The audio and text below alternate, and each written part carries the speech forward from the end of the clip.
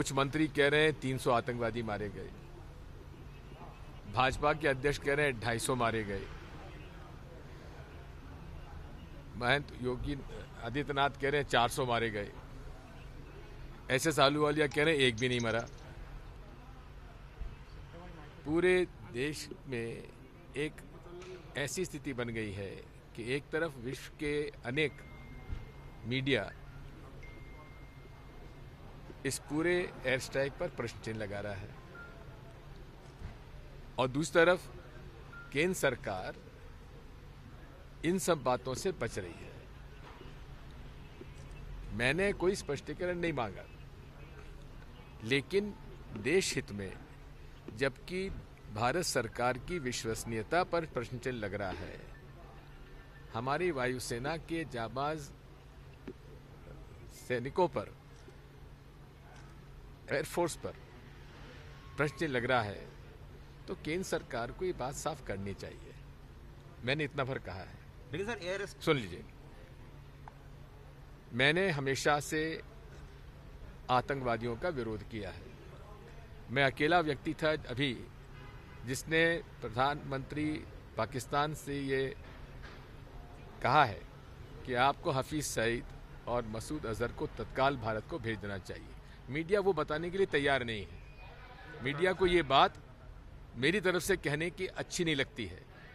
भारत सरकार के प्रधानमंत्री उनके मंत्रियों को ये नज़रअंदाज करते हैं। हमने ये प्रश्न पूछा था कि जब जैश ए मोहम्मद ने कह दिया था कि सुइसाइड बॉम्बिंग हो सकता है, 2500 सीआरपीएफ के जवानों को बस से भेजने का क्या कारण था? एयरलिफ्ट क्यों नहीं किया गया? जहां हर 10-15 किलोमीटर पर चेकिंग होती है, वहां उस गाड़ी का जिसने ये घटना की, ये आतंकवादी घटना की, उसकी चेकिंग क्यों नहीं की गई? आखिर इसके सवालों का जवाब कौन देगा? मैंने तो उनके हित में ही बात कही थी। अच्छा सर, जो सुबह आपने हादसा कैसे हो सकता है सर? बात ये आतंकी हमले को और क्या कहिएगा बताइए? आतंकी हमले को आप क्या कहिएगा?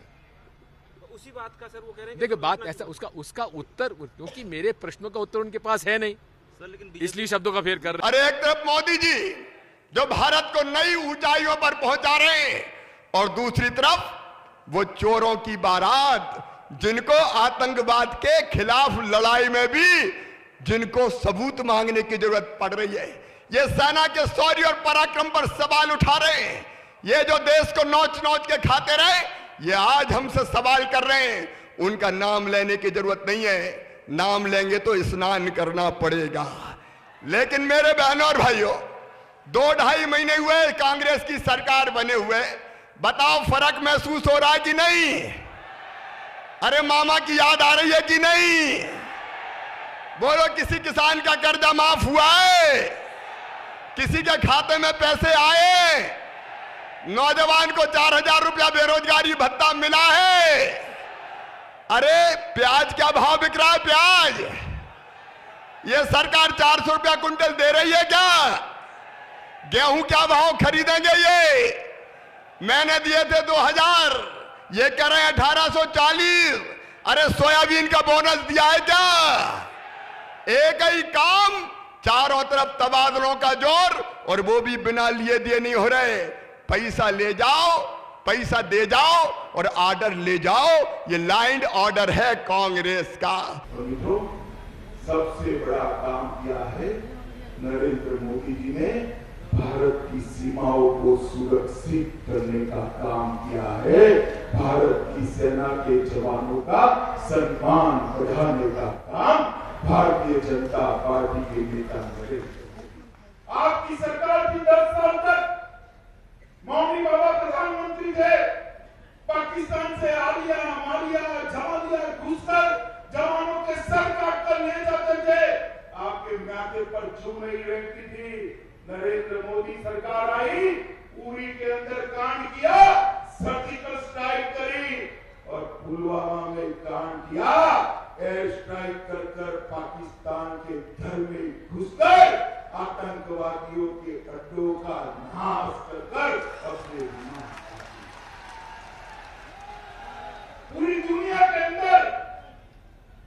भारत की सुरक्षा के प्रति जो सजगता है उसका परिचय देने का काम भारतीय जनता पार्टी की नरेंद्र मोदी सरकार ने किया।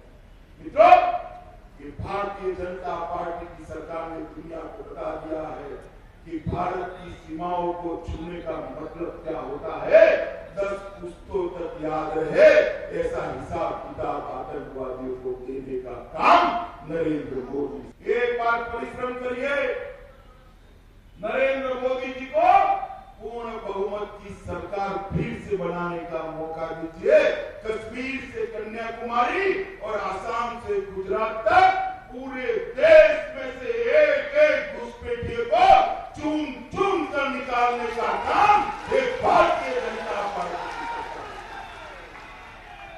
विक्रम, भारतीय जनता पार्टी के करोगे देश की सुरक्षा के लिए हम वोट बैंक की राजनीति को प्रायोरिटी नहीं देते।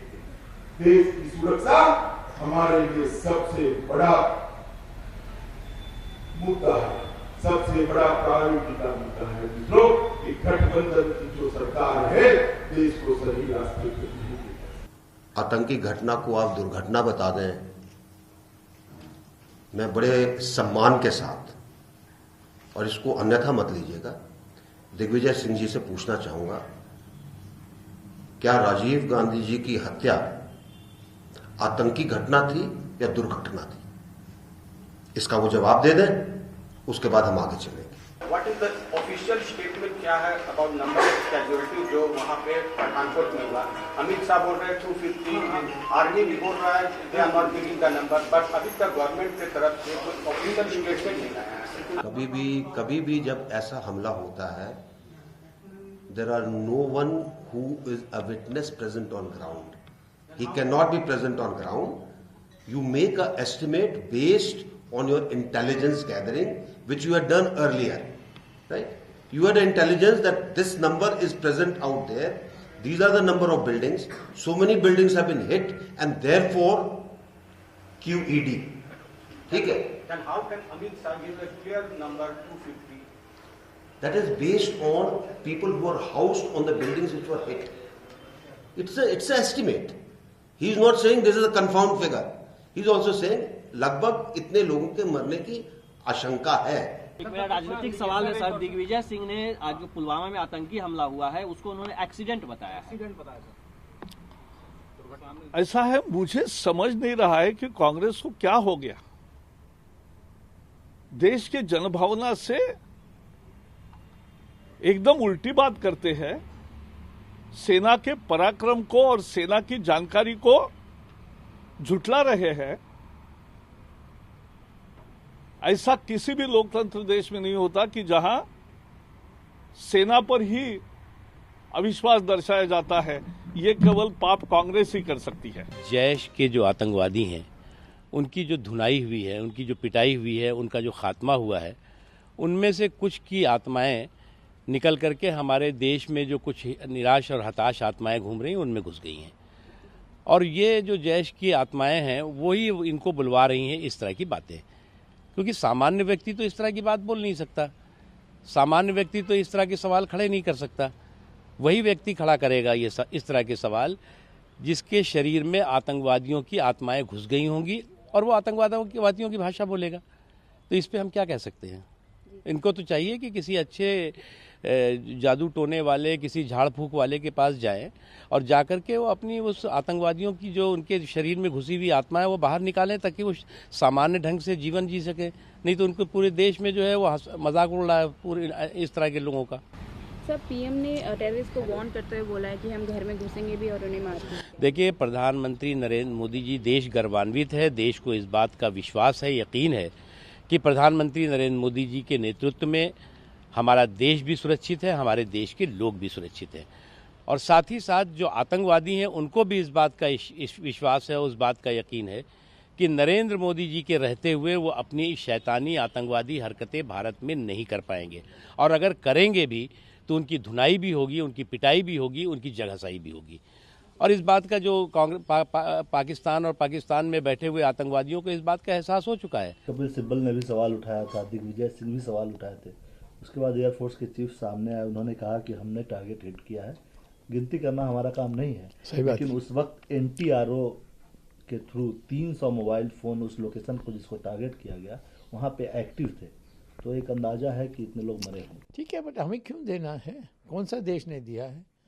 दिग्विजय कहता है कि अमेरिका ने दिया, मैंने चैलेंज किया, तुम्हारे ANI में भी उसका ब्रॉडकास्ट हुआ कई चैनल में, जवाब दिया। क्या बताया उन्होंने ओसामा के बारे? कि हमने मार दिया, फुल स्टॉप। कितने गोली चली बताया नहीं, और दिखाया तो वीडियो ले रहे थे ओसामा की हत्या के लिए, और मिलिट्री में बांट रहे थे उनको उत्साह बढ़ाने के लिए अपने मिलिट्री में, और उसका दफन किया, उसका जलाया, शव को जलाया कि नहीं ये भी नहीं बताया, या वो जिंदा है उसको कहीं जेल में रखा है अमेरिका में, ये भी नहीं बताया। तो मैं कहता हूँ कि ये इतना झूठ क्यों बोलते हैं ये कांग्रेस वाले? अपना एजुकेशन क्वालिफिकेशन में झूठ बोलते हैं, अपना धर्म पर झूठ बोलते हैं, कौन आप उनका मजहब है उस पर झूठ बोलते हैं। हाँ, ये सारा झूठा जीवन है इन सबका। और फिर मोदी को कहते हैं झूठा है, वो भी झूठ है।